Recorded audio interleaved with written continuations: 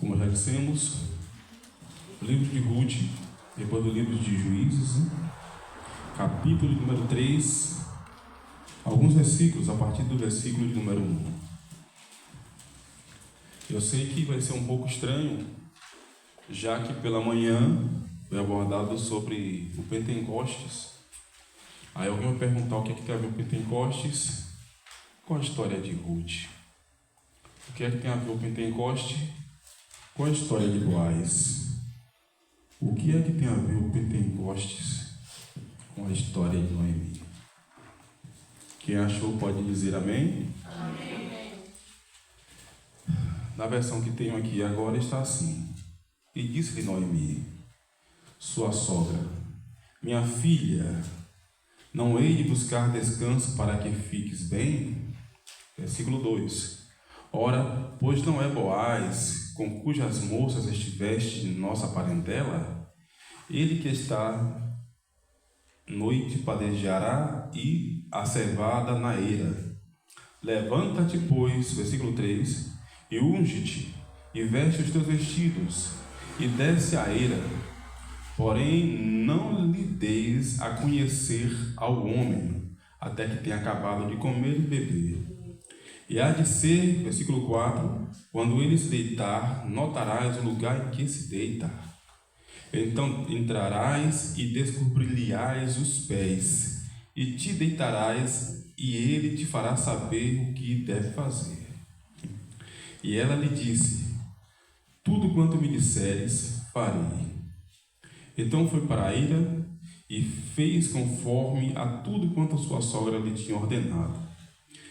Versículo 7: Havendo, pois, Boaz comido e bebido, e estando já o seu coração alegre, veio deitar-se. Amém, irmãos? Poder sentar em nome de Jesus.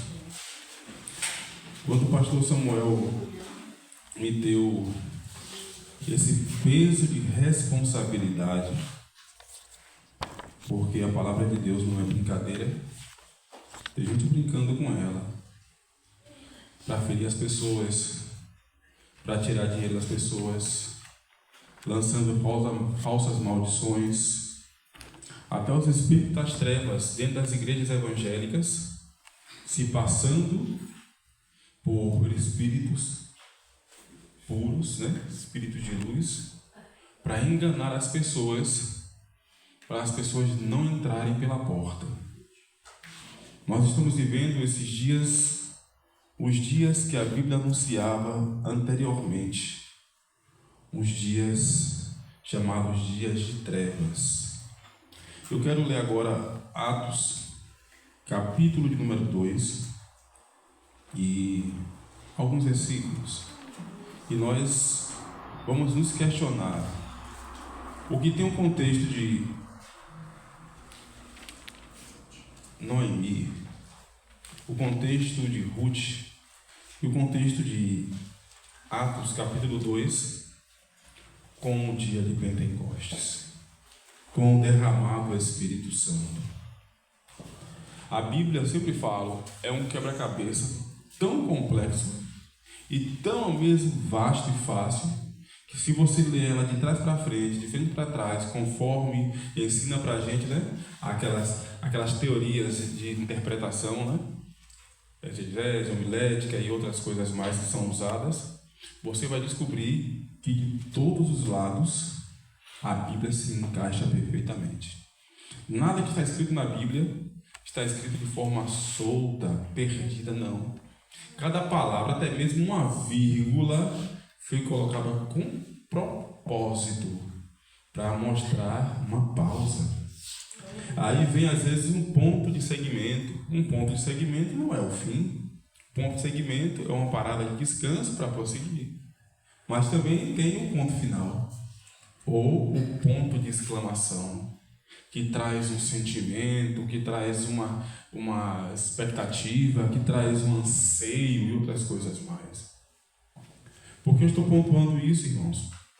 Porque aqui no livro de Atos está assim: ao cumprir-se o dia de Pentecostes, estavam todos reunidos no mesmo lugar, de repente. Sabe o que é de repente, irmãos? É aquele que você está buscando, mas parece que você não estava esperando, né?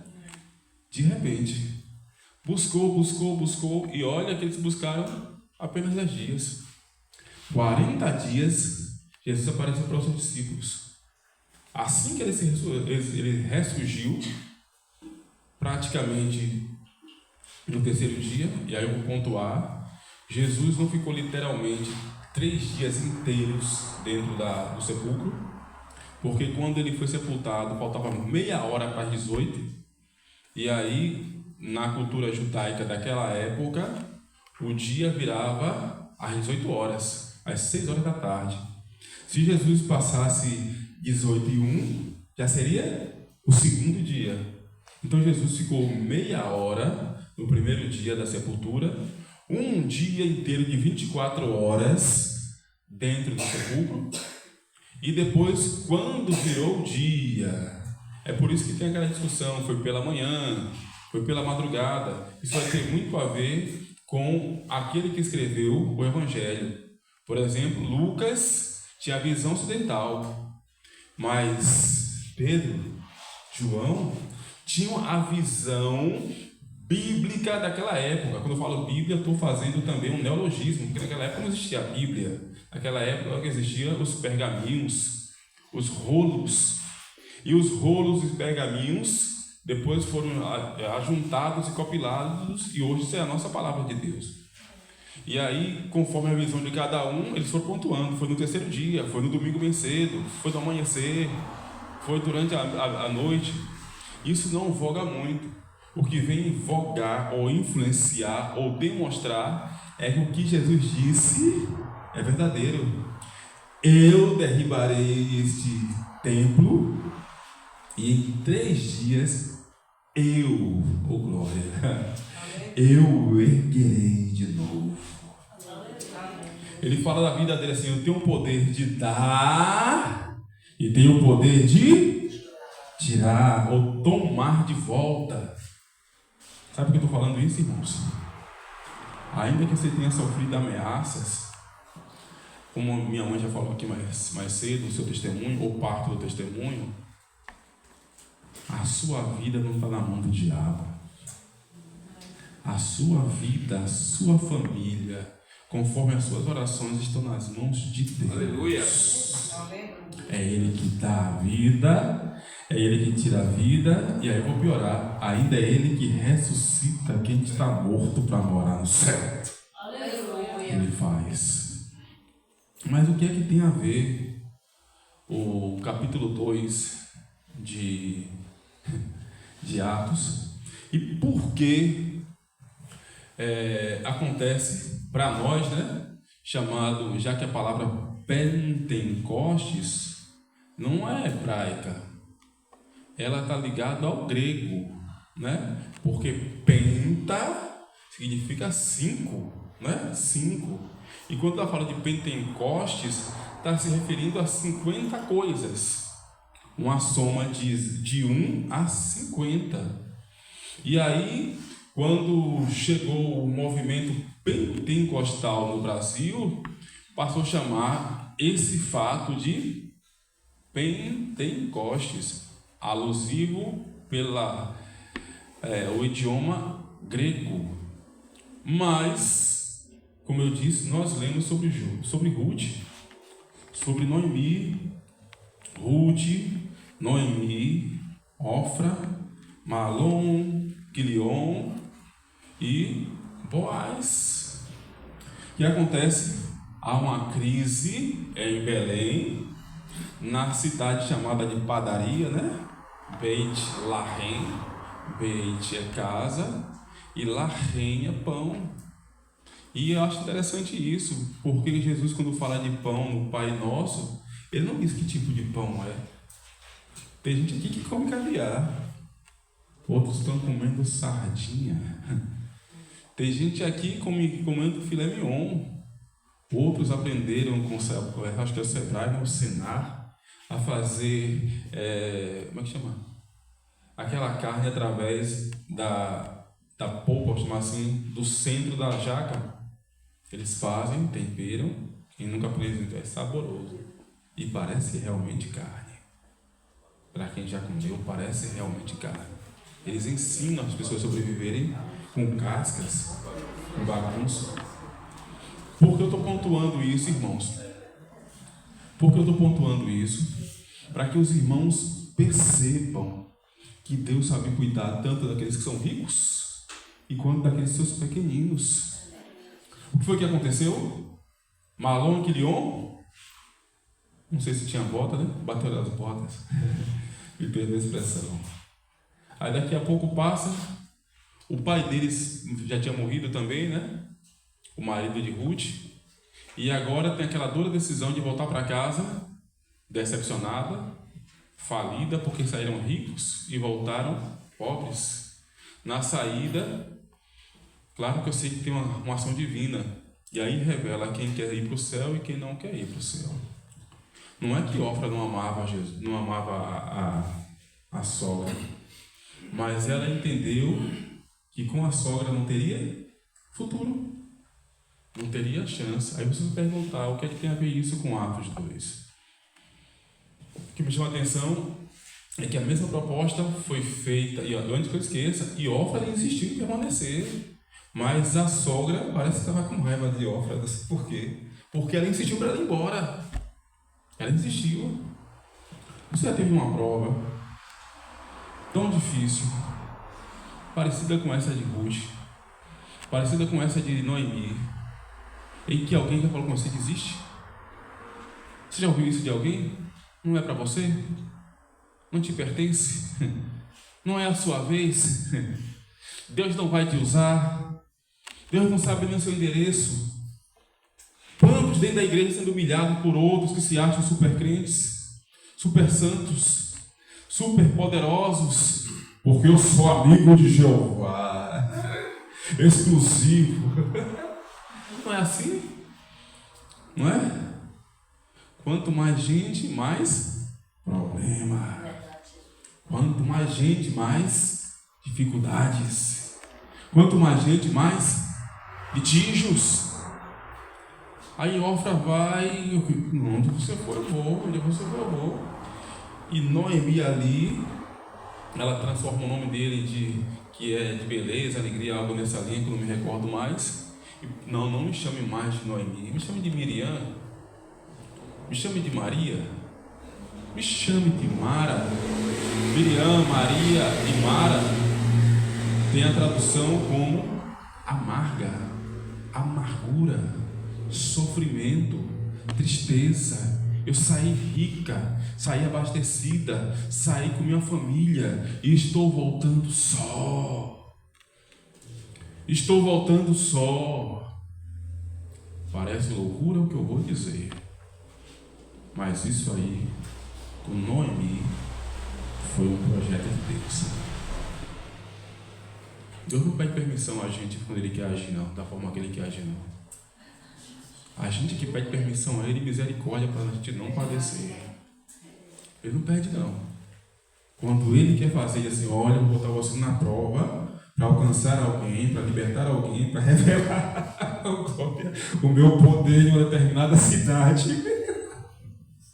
Eu faço como quero, quando quero e na hora que eu bem quero. Eu resolvi escolher você. É você que vai me representar nessa terra. Então se prepare. Não sei quem é que está aqui, mas eu sei que Deus vai te usar. E segura, porque a bomba vem. Não vou mentir. Não vou dizer que não vai ter dificuldade. Vai ter sim.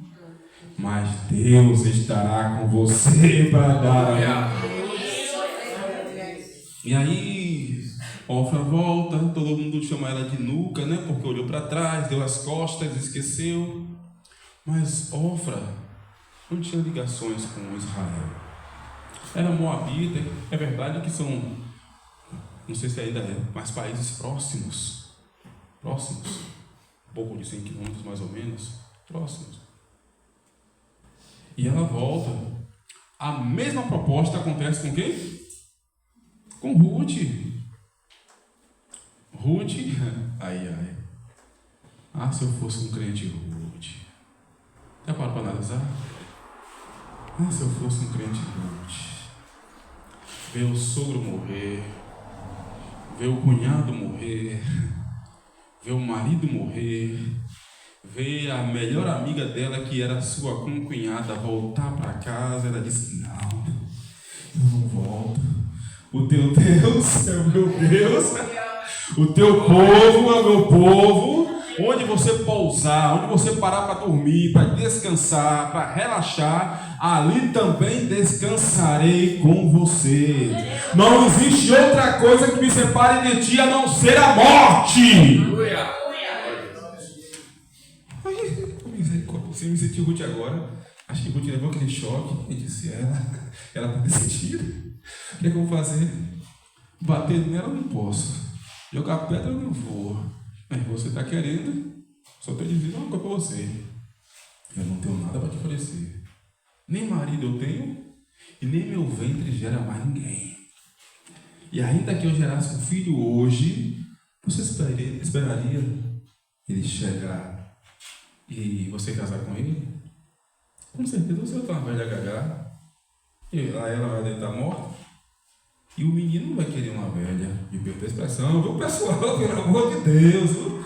Me perdoe, porque daqui a pouco alguém pode botar na rádio aí e dizer que sou um povo de velho. Não é isso, não. O que eu estou dizendo é que o tempo que ela iria esperar seria insuficiente para aquilo que Deus queria cumprir.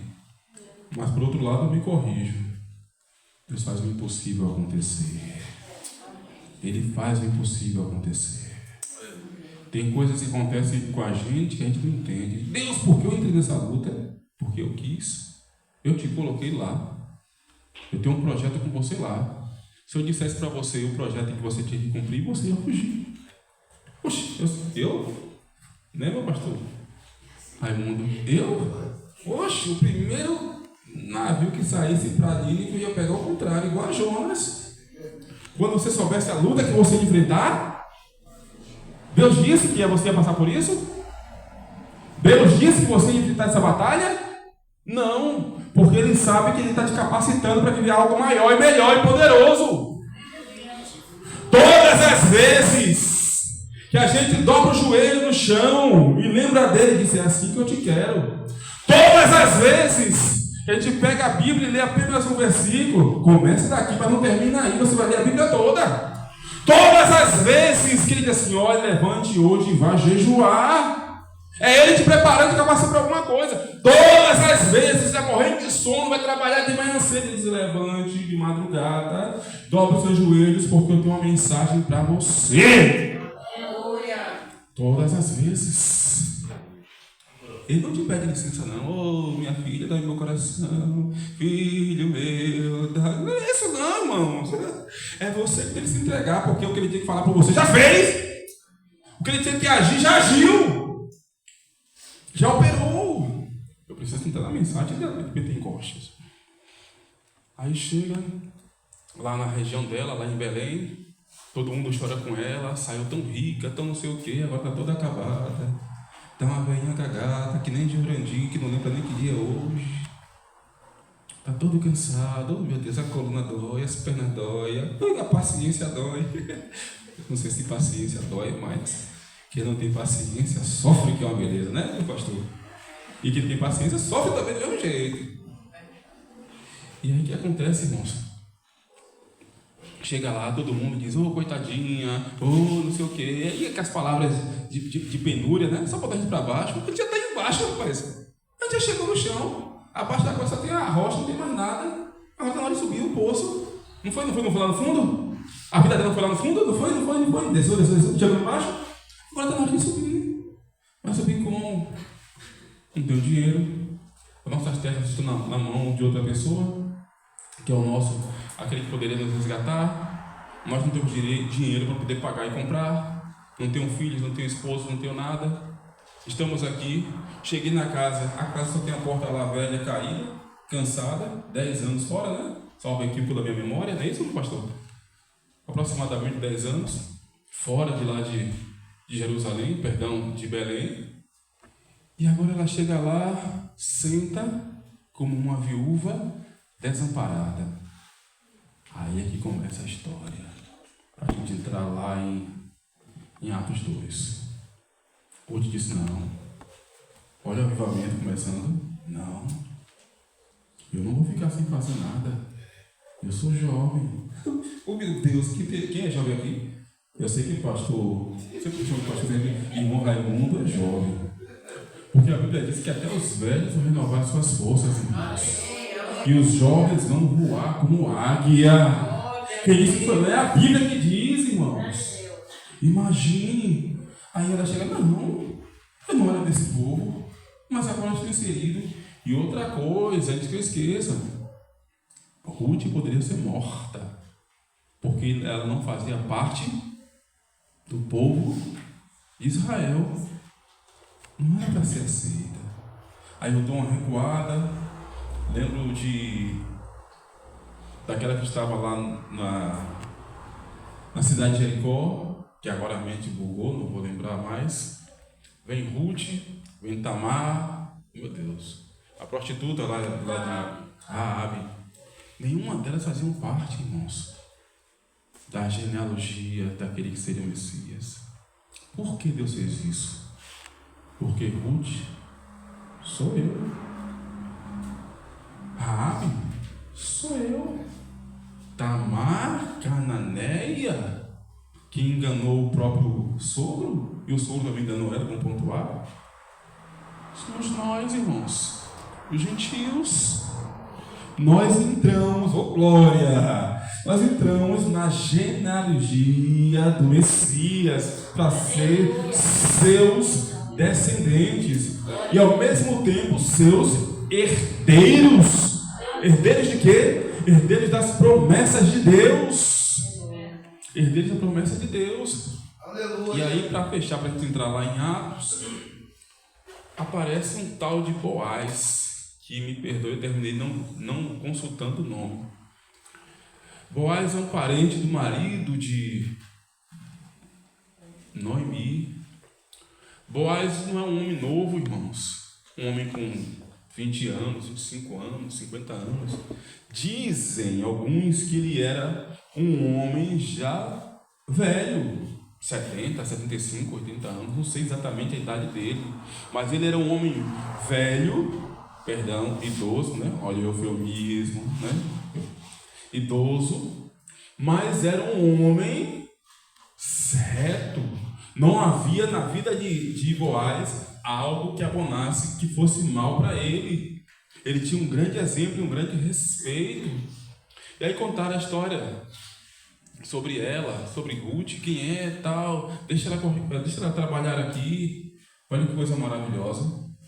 Era parente do marido de Noemi, mas não era parente de Ruth. Para abençoar Ruth, para abençoar Noemi, ele abençoou Ruth. Ah, se fosse Jurandir, hein? Ah, me deram 2 pepitas de ouro, que era para dar para Noemi. Eu vou com um pedacinho de cisco, vou dar para ela, e o resto eu pego e vou embora. Não é assim que a gente faz? Aqueles que têm alianças aí, associações aí envolvidos com algum tipo de compromisso, e eles se corrompem e fogem com dinheiro. Não é assim que a gente vê acontecendo? Ruth não fez isso. Trabalhou o dia todo, de sol a sol. Só teve um momento que ela parou para descansar e se alimentar e voltou para o serviço o dia todo, até terminar a safra. Sabe o que me chama a atenção, irmãos? É que em Atos 2 está acontecendo a promessa que foi dita pelo profeta Joel. Se eu achar aqui, eu leio. Se não achar, a gente vai embora. As vistas não estão lá essas coisas. E pior que nem trouxe. Trouxe o óculos aqui lá no carro. O que acontece? Ele profetiza que haveria um grande avivamento. E percebe que ele fala, dá uma vazão para os servos. Sabe o que eram os servos, irmãos? Pense num burro. Pense num jegue. Pense num boi. Deixa eu ver se eu posso ver outro animal. Era isso. O servo não tinha direito. O servo comprado era um escravo. Ele tinha comida, tinha um lugar de dormir, mas não tinha salário. Diferente da parábola do filho pródigo, que era quem trabalhava ali recebia seu dinheiro e ia embora, trabalhava o dia todo e ia embora, e tirava o seu serviço. Diferente do soldado romano, que recebia salário. A palavra salário, ela vem do latim e significa sal. Eles recebiam o pagamento em sal, porque eles viajavam, precisavam manter os alimentos conservados. Mas Ruth não tinha isso. Ruth não foi ali para usurpar o direito que era de Noemi. Ruth foi ali para primeiro honrar Noemi, porque ela ainda não tinha aceitado a Deus de Israel como seu Deus, mas ao mesmo tempo para confirmar a promessa do remido, a promessa do resgatador, a promessa do redentor.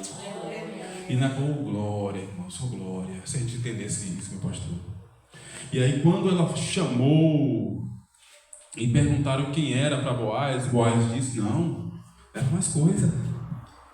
Eu não sei se pegou Boaz pela aparência, ou se ela se atraiu também por Boaz pela barriga, porque estava com fome, irmãos.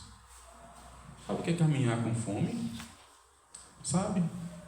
10 quilômetros, 20 quilômetros, sem água, de um país que ela conhecia tudo, agora para ir para um meio de um povo. Pense numa favela, lá em São Paulo, no Rio, onde você vê tudo que é miséria. Pense na Bahia, pense em Salvador. O que está acontecendo? E você ir para lá para ser a diferença daquele povo. Você está em Belém, na casa do pão, mas na sua casa, quando você chegou, não tinha nada para comer. Noemi não tinha condição, porque a angústia era muito grande. Não era só a idade não, porque ela caminhou com Ruth até chegar lá em Belém. Não foi só isso não. A alma dela estava se questionando. Eu imagino, ela não falou, mas se fosse eu, o Senhor me amaldiçoou. O Senhor me fez crescer na minha terra. Eu vim para aqui e tudo que o Senhor me deu eu perdi. Eu perdi meu marido, perdi meus filhos, perdi a minha nora. E agora eu estou perdendo a esperança. Mas aí que está o mistério, irmãos. A esperança de Deus se revelou em quem? Em Ruth. A esperança dela, de Noemi, se manifestou em Ruth. Tem gente aqui nessa noite, nessa igreja, que é sinal de esperança para alguém que está em sofrimento. Uma palavra orientada pelo Espírito Santo de Deus, um recurso financeiro que abre a porta com R$1, R$2, a pessoa se levanta. Tem gente que estará aqui com a bênção de alguém para ser entregue ainda nesses dias. E é daqui dessa congregação. Deus abre porta onde não tem parede. Deus abre porta. E aí ela está ali. Aí vem Boaz. Não, coloca mais, coloca mais. Ela passa a safra toda. Não, só mais para conta de ninguém, vai ficar aqui. Aí quando, oh glória, não sei se eu começo a encerrar agora. Aí quando chega no final ali, antes de terminar a colheita, ela está ali terminando, são 50 dias, e safra. Plantaram cevada, plantaram trigo, e agora Noemi faz um estratagema, né? Para poder enlaçar esse Boaz, e Boaz resgatar a vida, a dignidade, a honra de Noemi. Mas ele não casa com Noemi. Era para casar com Noemi. Ele vai casar com quem? Com Ruth. E aí nasce uma criança chamada de Obed. Eu paro por aqui em Obed, mas prossigo com a mensagem. Em Atos 2 está acontecendo o chamado Pentecostes. O que é o Pentecostes? O Pentecostes não acontece sem cruz. O Pentecostes não acontece sem a cruz. No Novo Testamento, vou pontuar para não ficar arredondado ou falhado. Se existe essa palavra falhado, né? Se não tiver, eu criei agora. Neologismo. Quando o inverno termina, que começa a primavera, março, abril, o povo de Israel tem lá no Antigo Testamento, lá na região ainda do Egito, está lá, e Deus diz que aquele dia que eles estão saindo ali é o primeiro dia do mês que vai receber aquela denominação de Páscoa. O que chama a atenção é que eles estão fazendo isso, mas para sair, cada família precisa matar um cordeiro. Eles matam um cordeiro, pegam o sangue e colocam nos umbrais das portas. Oh glória! Lá atrás, Noemi viu os filhos morrerem, viu o marido morrer, viu Ofra voltar. Mas lá no Egito, quando se colocou o sangue do cordeiro nas portas de cada um que teve fé e creu para fazer, nenhum se perdeu, nenhum morreu, nenhum ficou para trás. Por quê? Porque quando viu Jesus, quando viu o espírito da morte para entrar naquela casa, tinha que ver a marca do... Aonde? O que ele está dizendo? Na minha casa você não entra. Está do lado de fora, você não entra, você não passa. Na minha casa, Satanás, você não tem acesso. Enquanto a igreja tiver o sangue do Cordeiro sobre si, tiver joelhos para orar, Bíblia para ler e estômago para jejuar, o diabo não derrota a sua família. Não derrota. Na história de Ruth, irmãos, eles estão ali, pela lógica de capítulo 12 de Êxodo, eles estão ali, sacrificaram o cordeiro. O cordeiro foi sacrificado. Cada um sacrificou o seu, foi para a sua casa. Mas, quando nós olhamos no Novo Testamento, o pessoal chama de peça, né? A Páscoa chama de peça. É quando o anjo vem para matar e ele passa por cima. No primeiro dia da Páscoa, primeiro dia, repito, entre março e abril, é sacrificado o cordeiro. Junto com o cordeiro é feito pão sem fermento. Fermento ali é massa estragada que ia levedar a outra massa. E eles comem esse pão, vou chamar assim, ázimo ou asmo, dependendo da forma que ele vem, para lembrar do sofrimento que fizeram por Israel durante o período que viveram no Egito. Só que o que me chama a atenção dentro disso, irmãos, é que no Pentecostes, o Cordeiro de Deus foi sacrificado no primeiro dia. O Cordeiro de Deus, no primeiro dia, foi sacrificado, e aqueles que estavam celebrando comeram pães ázimos, conforme está na lei mosaica. Aí vocês vão entender porque eu peguei justamente Ruth e Noemi. Elas tiveram um grande livramento de morte, de sobrevivência, recuperaram seus bens, receberam a sua dignidade, receberam um marido para Ruth, mas também Noemi recebeu um neto para ela. Recebeu um neto para ela. Aquilo que parecia que era o fim, na verdade foi o começo. Aí vem o primeiro dia, eles comem ervas amargas, o cordeiro, e aí eles vão comendo os pães ázimos, salvo engano, são 7 dias, se eu não estou enganado. Depois de 7 dias, eles já estão colhendo as cevadas. Já estão colhendo as cevadas, e há quem diga que a cevada é o pão dos pobres. Lembra lá de Ruth? Ela foi fazer o quê? Lá no campo? Colher o quê? Espigas de trigo ou cevadas. E aí passa um dia, 2 dias, 10 dias. Geralmente leva 50 dias para ter essa colheita. É quando o trigo está totalmente maduro, chegando no final. Trazendo para o Espírito Santo. Olha que coisa.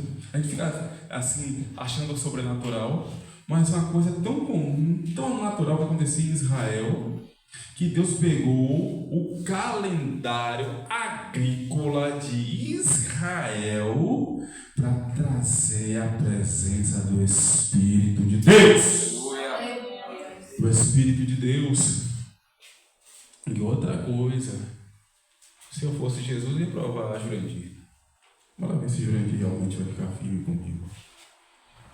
Porque, terceiro dia, Jesus ressuscita, Maria Madalena vê, outras mulheres veem, Pedro entra lá no sepulcro, fica olhando, João vê e diz que ele creu e sai. Daqui a pouco, Jesus amanhece o dia, terceiro dia, Jesus está preocupado, apesar que Jesus não precisa se preocupar com coisa nenhuma, porque Ele é Deus. Entende, irmãos? Quem tem preocupação somos nós. Mas a Bíblia diz que o Espírito Santo intercede por você com gemidos inexprimíveis. Mesmo não tendo a preocupação, mas Ele coloca o Espírito Santo na sua vida para te livrar dos perigos, dessas trevas. E aí, quando eles estão ali, aparecem, irmãos, 2 discípulos voltando para a aldeia de Emaús. Há quem diga, não vou afirmar 100%, que a distância é em média de uns 11 quilômetros. Não dá um dia de caminhada. 11 mais ou menos, eu não estou afirmando 100%. E aí Jesus aparece no meio deles e fala assim: por que vocês estão assim?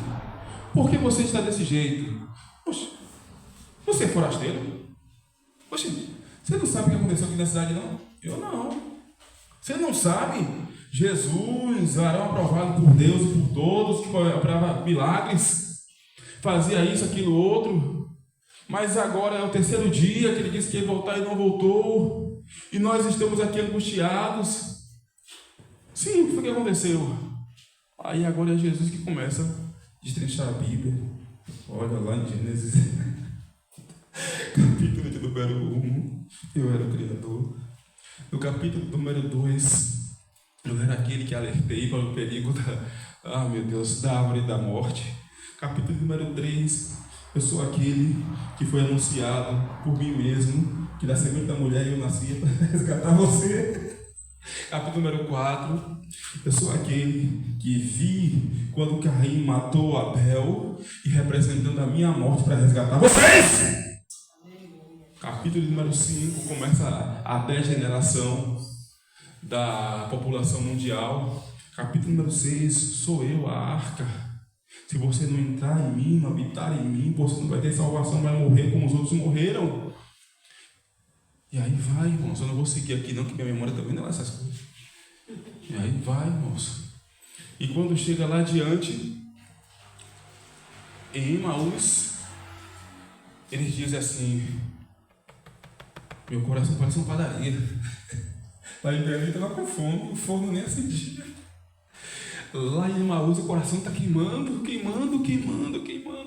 Entra, fica conosco. Vou fazer uma pergunta para os irmãos. Vocês já passaram um dia com Jesus? Não é aqui na igreja não. Eu falo individualmente.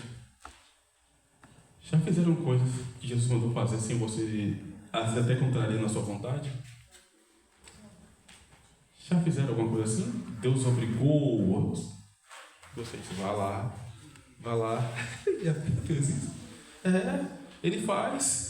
E se gostar, queimando. E aí Jesus pegou, a porta era aqui, Jesus está indo embora. Não, entra, fica.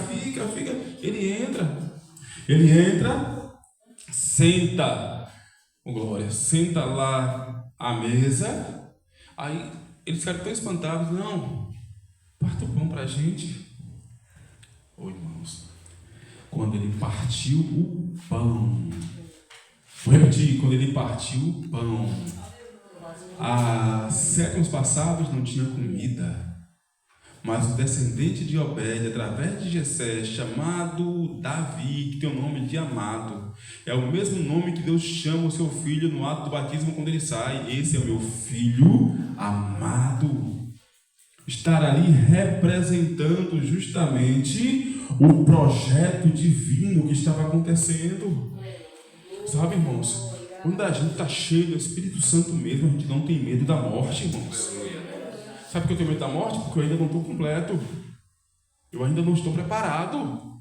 Eu ainda não estou capacitado. Mas quando o Espírito Santo entra em nós, como aconteceu com Estevão, não tem medo de um anticristo chamado de Saulo jogando pedras. Quando nós estamos cheios do Espírito de Deus, 50 dias para a colheita. E aí a gente chama de Pentecostes, que é uma palavra grega, né? Porque penta em grego é 5 ou 50. É 50. E aí agora o Espírito Santo aproveita isso e diz: não, eu não vou usar nada que a Bíblia não tenha. Não é? Tem gente aí pegando pau de ser das plantas, pegando tanta coisa para fazer invencionice, mas o Espírito Santo pegou tudo o que está no Antigo Testamento e assim, ó, irmã Maria José, a senhora vai vencer. Eu não conheço o nome dos outros irmãos. Irmã Delvânia, a senhora vai vencer. Se aproprie das armas que eu tenho te dado. Se aproprie daquilo que Deus tem te entregado, porque você vai vencer com essas armas que eu te dei. Eu não te chamei para ser derrotado, porque eu te disse que eu sou mais, que você é mais, que nós somos mais do que vencedores. Ai, irmãos, eu quero concluir a mensagem. Terminei falando muita coisa e lendo um pouco daqui do contexto. O que eu deixo para os irmãos é: deixa Deus te surpreender. Quando Ele te chamar de madrugada, deixa Deus te surpreender. Eu sei que tem gente aqui que trabalha como eu trabalho, e às vezes eu chamo a gente de madrugada. Levanta. Nem que você se ajoelhe e durma de joelho, mas levanta. Fala: Senhor, estou aqui. Vai ao banheiro, volte. Começou a falar com Deus. Fala: Senhor, vou deitar aqui. Tem vezes que Deus me chama várias vezes na noite, irmãos. E aí eu vou ao banheiro, volto, me ajoelho, quando eu estou com graça, né? Com graça, me deito para falar com Jesus e falo 2 palavras. Daqui a pouco ele me acorda de novo, irmãos. Sabe por que ele me acorda? Porque ele tem um cuidado com cada um de nós. Assim como Pedro entrou no Pentecostes, viveu um milagre, ele está contado ali dentro do sangue, debaixo do sangue de Jesus. Ele está purificado porque ele não comeu pão colorado, ele comeu pão ázimo. E a Bíblia diz que existe, que Jesus é o próprio pão da vida. Então nós estamos alimentando com Jesus. Hoje mesmo eu participei da ceia e tive o privilégio, irmãos, de reconhecer. É uma coisa que a gente precisa ter. Parece que a gente está aqui dentro de um clube, né? Aleluia. Ah, tudo a mesma coisa, a mesma não, irmãos.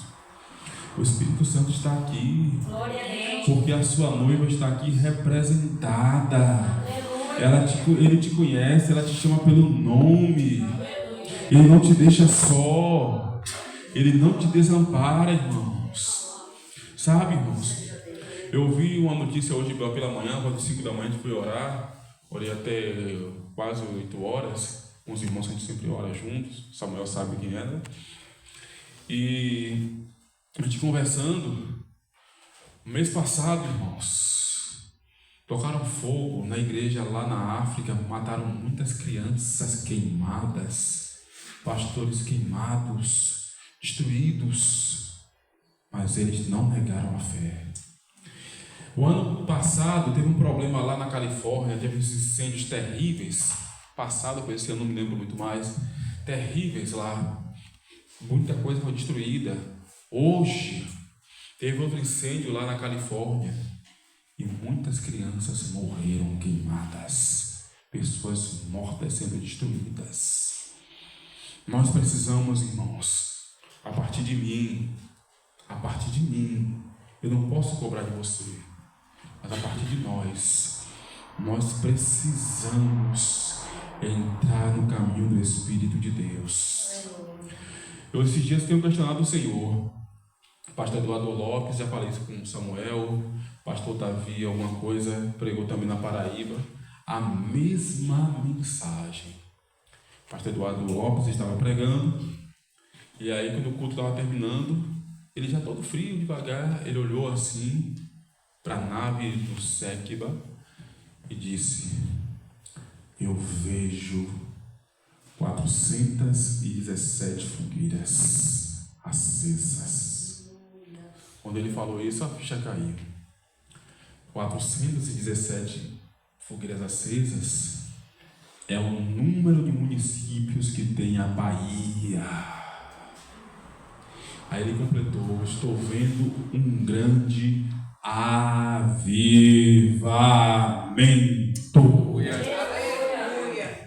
Irmãos, só para piorar para vocês e para mim, não existe avivamento de braço cruzado. Não existe avivamento deitado na rede, dormindo. Não, irmãos. Avivamento é leitura bíblica para pregar a verdade, falar da verdade, apresentar quem é a verdade, dizer para onde você vai na verdade. Mas ela passa por jejum, passa por oração, passa por renúncia, passa por humilhação. Ah, irmãos, se você soubesse da minha vida. Ah, Jesus, sabe por que eu estou aqui? Porque o Espírito Santo ainda permite que eu esteja aqui. Se não fosse o Espírito Santo e a mão de Deus, os dragões, os crocodilos, as serpentes já teriam me destruído. Mas aí eu louvo a Deus. Sabe por quê? A minha vida está aos pés do Senhor. Eu confessei para o pastor Samuel, já encerro, para ter uma folga para ter voltado, que Deus tem falado comigo esses dias há muito tempo, desde 2022, algumas coisas. Depois que eu fiz o que ele mandou, ele disse assim: você vai passar por uma grande luta, viu? Aí eu falei com ele: Senhor, me perdoa a expressão, irmão, não se ofenda não. Lá na Boa Vista tem gente mais poderosa que eu. Por que não usa a irmã? Esse nome dela, não lembro não. É Val? É Val? Vai chamar de Val, que eu não lembro mais não. Irmã Val. Irmã Val é crente, irmão, jejua, ora, trabalha, corre, cuida da família. Por que não usa ela? Não, eu quero mais fraco. Ô Jesus, eu sou o pior de todos, Deus. Sabe por que Deus usa os mais fracos? Para confundir aqueles que se colocam como fortes. Para mostrar quem é quem. Aí eu olhei assim: Jesus. Ele me jogou mesmo. Me jogou mesmo. E eu digo: Jesus, agora o que eu vou fazer? Ore, jejue, fique com sua fome. Irmãos, mas toda vez que Deus dá uma missão para o seu filho ou sua filha, não é para ser derrotado, é para o nome dele ser glorificado. É para o nome dele ser engrandecido e anunciado. Minha mãe contou algumas histórias aqui, mas ela não contou quando ela estava deitada lá na maca, na cirurgia, que o médico estava passando um filamento metálico. Ela se mexeu, o médico disse assim para ela: se ela se mexer de novo assim, eu corro o risco de furar seu coração e a senhora morre. No meio do processo, o médico falou com ela, não sei se foi o anestesista ou foi o cirurgião. Chegou para ela e falou assim: os seus rins pararam. Ela disse que olhou para cima, olhou para o teto e disse para Deus: a minha vida está nas tuas mãos. O diabo não vai tocar em você, nem em mim, nem na sua família, sem que Deus permita. Essa é a história de Boaz, essa é a história de Ruth. Porque quando você está debaixo do sangue do Cordeiro, você começa fraco, passa pelo túmulo, ressuscita e toma posse da vitória lá em Atos 2. Cheia da graça, cheio do Espírito, cheio da unção, profetizando, pregando, anunciando que a salvação está chegando ao fim para esta nação, para este mundo. O sistema do anticristo já está pronto, irmãos. Eu tenho falado por esses dias, Senhor, eu não quero conhecer o anticristo. Eu não quero estar aqui quando ele se manifestar. Já está preparado, irmãos. Que Deus me mostrou o rosto para um cara. Eu falei que Deus mostrou a visão a alguém que representa o anticristo, está nesse sistema aí envolvido. Deus me mostrou o rosto. Tipo, Deus, eu não quero ver o anticristo. Não quero. Não quer não? Quem quer ver o anticristo, levanta a mão. Oh, desculpa. Você levantou a mão, Luísa? Não. Ah, pessoal, eu só deixou sozinho? Misericórdia. Por que eu estou dizendo isso, irmãos? Porque a igreja parou de orar. A igreja parou de jejuar. A igreja parou de ler a Bíblia. A gente é tudo agora coach. Eu não sou coach de nada, irmãos.